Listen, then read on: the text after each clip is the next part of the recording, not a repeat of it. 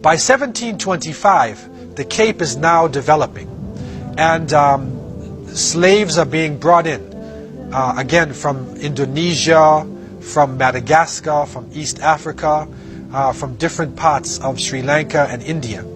And it is reported that 3,000 convicts, prisoners of war, were brought in specially to work on the harbor itself. And amongst these prisoners of war are people that they call bandit imams, or exiled imams. And these imams worked directly with the people. And what they presented for the slaves at that time was an alternative culture.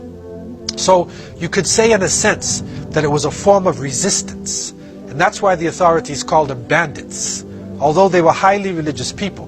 But they were giving an alternative to the alcohol and the adultery and the confusion that was coming within the predominant Dutch culture at the time. These imams conducted special gatherings in private homes, especially those that were owned by freed Muslims.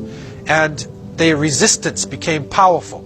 And many slaves, or especially those people who were able to come out of slavery, to manumit themselves and were free, entered into Islam.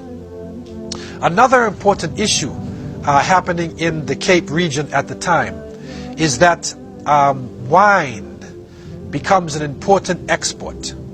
And the Muslim slaves now did not drink alcohol, but they were involved heavily in education, and they preferred not to drink, so they were more sober than the non-Muslim people who were there, who were working in the region.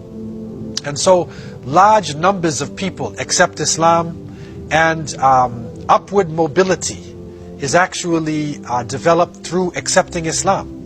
And the Dutch authorities, although they hated the resistance in the Muslims, they wanted to have Muslims working because they weren't drunk, they were honest people, and they prayed.